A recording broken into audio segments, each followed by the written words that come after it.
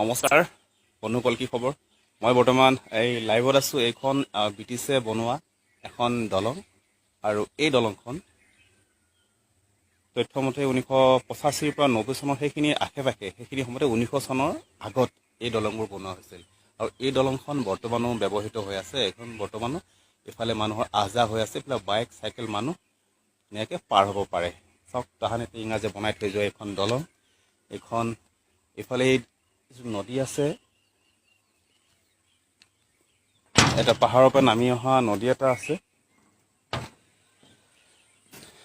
আৰু এইবোৰ চাওক, এখন নামদাং নদী বুলি কয়।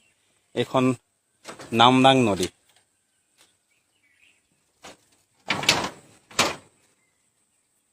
আৰু এয়া হ'ল নামদাং নদীৰ পাৰ।